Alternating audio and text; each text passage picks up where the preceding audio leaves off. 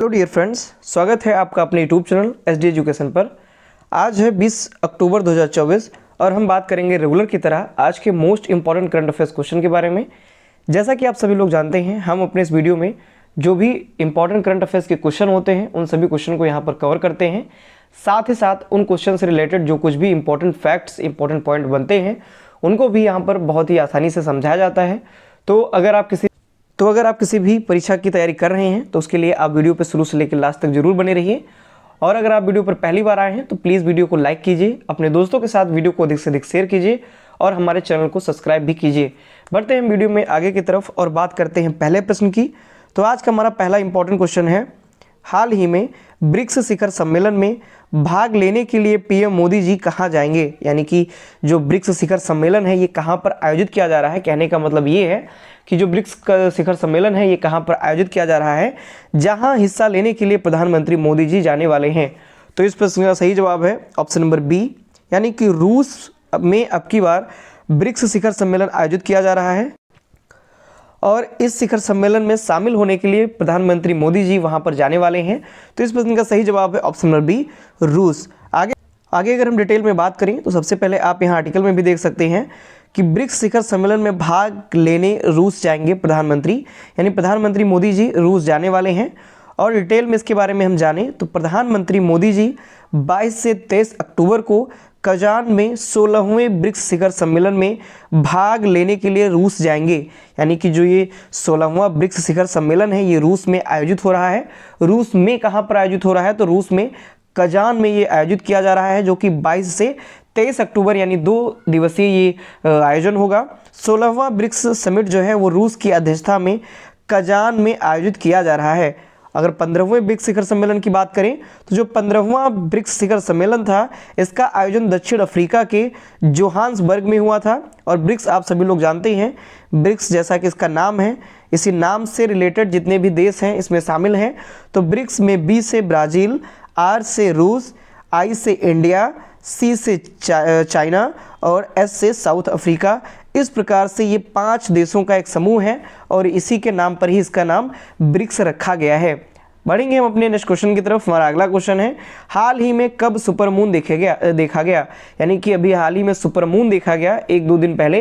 तो ये कब देखा गया है सुपरमून? तो ए ऑप्शन है 17 अक्टूबर, बी ऑप्शन है 18 अक्टूबर, सी ऑप्शन है 19 अक्टूबर और डी ऑप्शन है 21 अक्टूबर।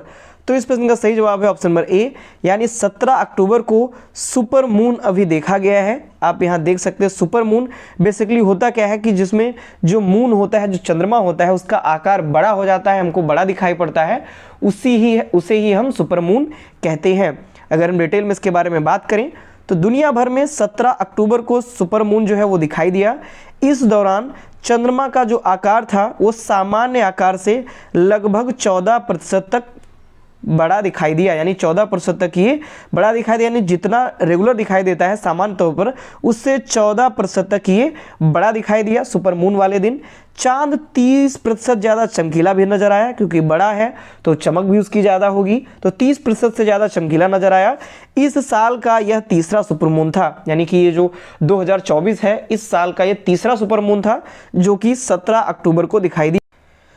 और सुपरमून के दिन यानी जिस दिन सुपरमून हुआ उस दिन चांद जो था वो पृथ्वी से 3,51,519 किलोमीटर दूर रहा, जो कि पृथ्वी से और चंद्रमा की दूरी रही सुपरमून वाले दिन। साल का जो पहला सुपरमून था वो 19 अगस्त को दिखाई दिया था, यानी जो पहला सुपरमून दिखाई दिया था वो 19 अगस्त 2024 को दिखाई दिया था। ये तीसरा सुपरमून था। और साल का जो चौथा और ये कह सकते हैं लास्ट जो सुपरमून होगा वो 15 नवंबर को देखने को मिलेगा, यानी कि अगले महीने 15 नवंबर को ये देखने को मिलेगा। अगले प्रश्न की तरफ बढ़ते हैं। नेक्स्ट प्रश्न है हमारा, हाल ही में किसने तिरुवनंतपुरम इंटरनेशनल एयरपोर्ट पर पहला self powered indoor air quality monitor launch किया? यानी कि अपने तरीके का ये पहला था जो कि तिरुवनंतपुरम इंटरनेशनल एयरपोर्ट पर ये पहला self powered indoor air quality monitor launch किया गया। तो ए ऑप्शन है गजेंद्र शेखावत, बी ऑप्शन है जितेंद्र सिंह, सी ऑप्शन है अर्जुन मुंडा और डी ऑप्शन है पीयूष गोयल। तो इस प्रश्न का सही जवाब है ऑप्शन नंबर बी, यानी जितेंद्र सिंह के द्वारा तिरुवनंतपुरम इंटरनेशनल एयरपोर्ट पर पहला self powered indoor air quality monitor launch किया गया है?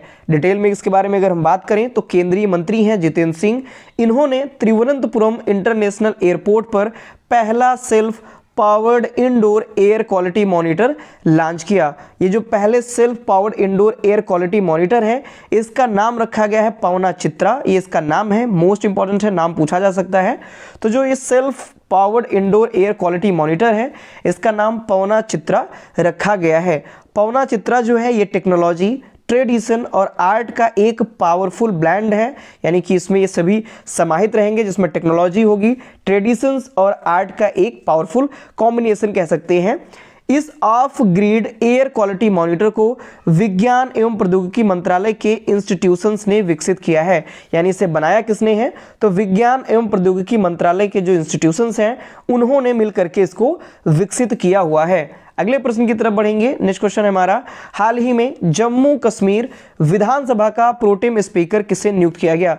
इंपॉर्टेंट क्वेश्चन है, खासकर जम्मू कश्मीर में अभी जब से चुनाव हुए हैं और जब से यानी कि चुनाव की घोषणा होने से, मतलब चुनाव की घोषणा जब हुई तब से लेकर के, और जब चुनाव हो गए उसके बाद मुख्यमंत्री पद का मतलब शपथ भी मुख्यमंत्री पद की हो गई, तब तक लगाकर जो जम्मू कश्मीर का जो चुनाव है वो काफ़ी ज़्यादा सुर्खियों में रहा है, काफ़ी ज़्यादा इंपॉर्टेंट रहा है। यहाँ से क्वेश्चन आपको जरूर देखने को मिलेंगे। तो क्वेश्चन क्या है, हाल ही में किसे जम्मू कश्मीर विधानसभा का प्रोटेम स्पीकर नियुक्त किया गया? तो ए ऑप्शन है उमर अब्दुल्ला, बी ऑप्शन है मुबारक गुल, सी ऑप्शन है सुरेंद्र कुमार चौधरी और डी ऑप्शन है महबूबा मुफ्ती।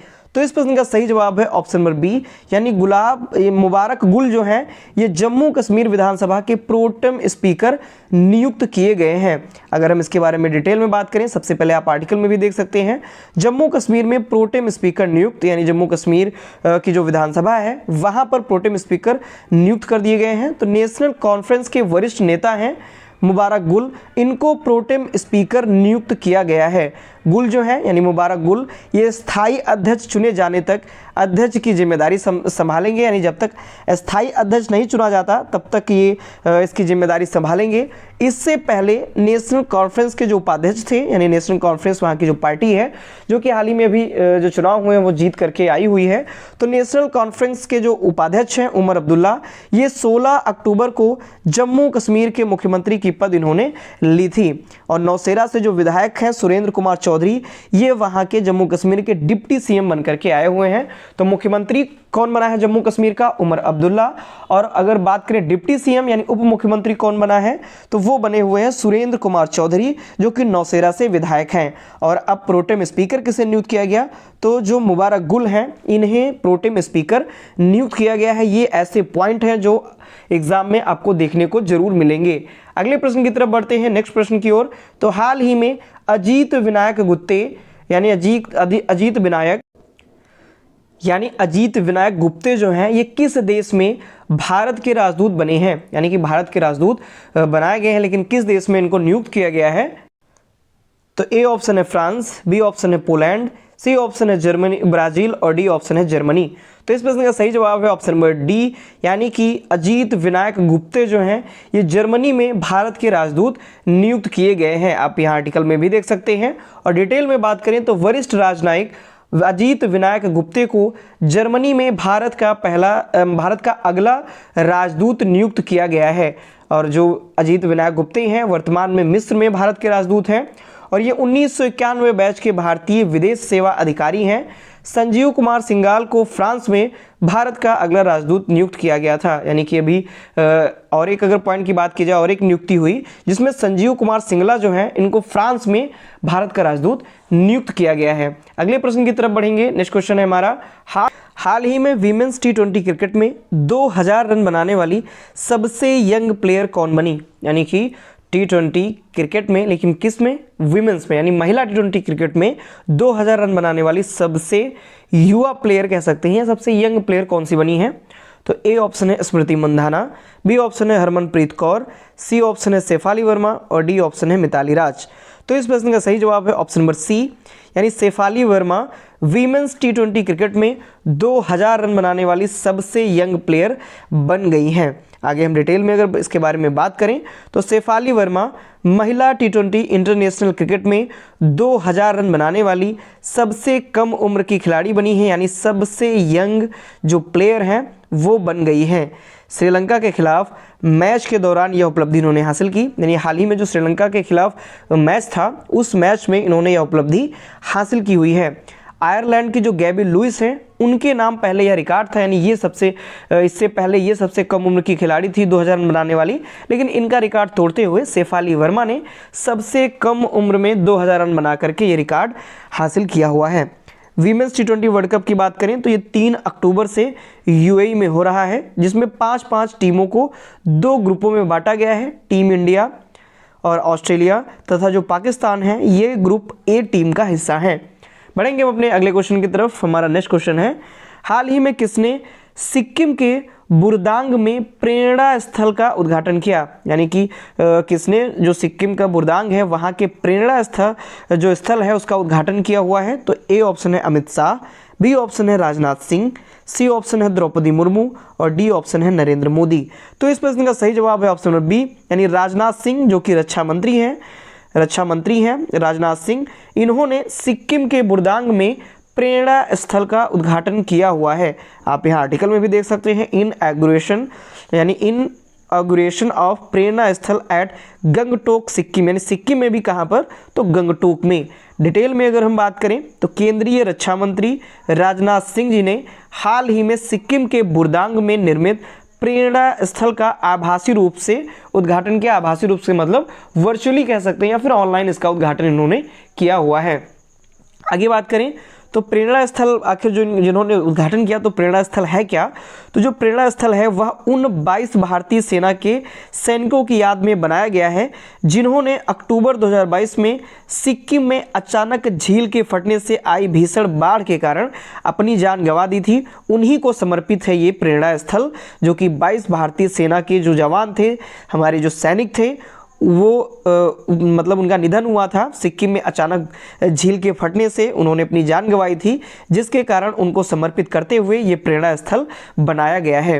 अगले क्वेश्चन की तरफ बढ़ेंगे तो नेक्स्ट क्वेश्चन है हमारा, हाल ही में भारत और किस देश ने अपने द्विपक्षीय संबंधों को मजबूत और गहरा करने के लिए 4 समझौता ज्ञापनों पर हस्ताक्षर किए, यानी कि भारत और किस देश के बीच 4 समझौता ज्ञापन पर हस्ताक्षर किए गए हैं। तो अभी आप सभी लोग जानते हैं, मैंने ये क्वेश्चन भी कवर किया हुआ था कि जो राष्ट्रपति हैं द्रौपदी मुर्मू जी, ये वर्तमान में अफ्रीकी जो देश है उनके दौरे पर हैं, जिसमें से मॉरिटेनिया एक देश है वहाँ पर भी गई। तो option A Lithuania, option B Mauritania, option C तुर्की और ऑप्शन डी सोमालिया। तो इस प्रश्न का सही जवाब है ऑप्शन नंबर बी, यानी मॉरिटेनिया। भारत और मॉरिटेनिया देश ने अपने द्विपक्षीय संबंधों को मजबूत और गहरा करने के लिए 4 समझौता ज्ञापनों पर हस्ताक्षर किया हुआ है। आगे अगर हम डिटेल में बात करें इसके बारे में तो भारत और मॉरिटानिया ने अपने द्विपक्षीय संबंधों को मजबूत और गहरा करने के लिए 4 समझौता ज्ञापनों पर इन्होंने हस्ताक्षर किया। और जो राष्ट्रपति द्रौपदी मुर्मू जी हैं, ये जब मॉरिटेनिया पहुंची यात्रा के दौरान, जो कि अभी अफ्रीकी देश की यात्रा पर थी, तो मॉरिटेनिया यात्रा के दौरान इन 4 समझौता ज्ञापनों पर इन्होंने हस्ताक्षर किए हुए हैं। दोनों देशों के बीच, यानी भारत और मॉरिटेनिया जो देश हैं, इन दोनों देशों के बीच जो पहला विदेशी कार्यालय परामर्श है वो 21 मार्च 2024 को नुआकोट में आयोजित किया गया था, यानी पहला विदेश कार्यालय परामर्श ये 21 मार्च 2024 को नुआकोट में आयोजित किया गया था, जो कि भारत और मॉरिटानिया देश के बीच में ये हुआ था। आगे बात करें मॉरिटानिया आया है, तो मॉरिटानिया जो है ये अफ्रीकी देश है, राजधानी इसकी नुआकचॉट होती है और राष्ट्रपति हैं वर्तमान में यहाँ के मोहम्मद औलद शेख गजौनी, ये वर्तमान में यहाँ के राष्ट्रपति हैं। बढ़ेंगे आगे की तरफ और बात करेंगे हम अगले क्वेश्चन की। हाल ही में भारत के जो मुख्य न्यायाधीश हैं DY चंद्रचूड़, इन्होंने कहाँ आरोहा 2024 का उद्घाटन किया हुआ है, यानी माननीय जो DY चंद्रचूड़ जी हैं जो कि मुख्य न्यायाधीश हैं भारत के, इन्होंने कहाँ पर आरोहा 2024 का उद्घाटन किया हुआ है। तो ए ऑप्शन है मुंबई, बी ऑप्शन है गुजरात, सी ऑप्शन है नई दिल्ली और डी ऑप्शन है केरल। तो इस प्रश्न का सही जवाब है ऑप्शन नंबर सी, यानी नई दिल्ली में भारत के जो मुख्य न्यायाधीश हैं डी.वाई. चंद्रचूड़ जी, इन्होंने आरोहा 2024 का उद्घाटन किया है। अगर हम डिटेल में इसके बारे में बात करें तो जो न्यायाधीश जी हैं, मुख्य न्यायाधीश डी.वाई. चंद्रचूड़ जी, इन्होंने नई दिल्ली में आरोहा 2024 यानी 2024 का तो उद्घाटन किया ही है। ये 3 दिवसीय होता है आरोहा 2024, जो कि 17 अक्टूबर से 19 अक्टूबर 2024 तक नई दिल्ली में आयोजित किया जा रहा है। यानी कि 17 अक्टूबर से लगा करके ये 19 अक्टूबर तक नई दिल्ली में आयोजित किया जाएगा। इसकी थीम क्या रखी गई है आरोहा 2024 की?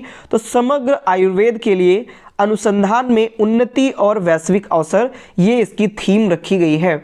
आगे बढ़ते हैं नेक्स्ट और लास्ट क्वेश्चन की तरफ। तो आज का हमारा लास्ट क्वेश्चन है, हाल ही में भारत ने कहां पर पहली बार 19वीं ICDRA बैठक की मेजबानी की? यानी भारत ने कहां पर पहली 19वीं संस्करण इसका कौन सा है? तो संस्करण है इसका 19वां। और ICDRA की जो बैठक है ये कहां पर हुई? तो ए ऑप्शन है गुजरात, बी ऑप्शन है उत्तर प्रदेश, सी ऑप्शन है नई दिल्ली और डी ऑप्शन है आंध्र प्रदेश। तो इस प्रश्न का जो आंसर है वो है ऑप्शन नंबर सी, यानी नई दिल्ली में भारत ने पहली बार नई दिल्ली में 19वीं ICDR बैठक की मेजबानी की हुई है। यानी इस बार जो इसका मेजबान देश है वो भारत है और भारत में ये नई दिल्ली में आयोजित किया जा रहा है। डिटेल में इसके बारे में जाने तो भारत ने नई दिल्ली में औषधि विनियामक प्राधिकरणों के 19वें अंतर्राष्ट्रीय सम्मेलन की मेजबानी इसने की हुई है। और ये कब से कब तक हुआ? तो 14 अक्टूबर से 18 अक्टूबर तक ये आयोजन किया गया। और भारत को 2020 में इस कार्यक्रम की मेजबानी करनी थी, लेकिन कोविड-19 महामारी के कारण इसे स्थगित कर दिया गया था। यानी कि जो इस बार भारत ने मेजबानी की इसकी विनियामक प्राधिकरणों की, औषधि विनियामक प्राधिकरणों की जो इस बार भारत ने मेजबानी की, ये मेजबानी 2020 में होनी थी, लेकिन ड्यू टू कोविड-19 इसके कारण महामारी जो आई हुई थी तो इसके लिए ये स्थगित कर दिया गया था, जो कि अब जाकर के भारत ने इसकी मेजबानी की है। और भारत पहली बार इस आयोजन की मेजबानी कर रहा है, यानी फर्स्ट बार है जो कि भारत इस आयोजन की मेजबानी कर रहा है। तो ये थे आज के हमारे मोस्ट इंपॉर्टेंट करंट अफेयर्स के क्वेश्चन। आशा करता हूं आपको क्वेश्चन जरूर पसंद आएंगे। ये जो एक्सप्लेनेशन है इसका ये भी आपको पसंद आएगा। तो अगर आपको ये वीडियो पसंद आती है तो प्लीज़ वीडियो को लाइक कीजिए, अपने दोस्तों के साथ वीडियो को अधिक से अधिक शेयर कीजिए और हमारे चैनल को सब्सक्राइब भी कीजिए। धन्यवाद।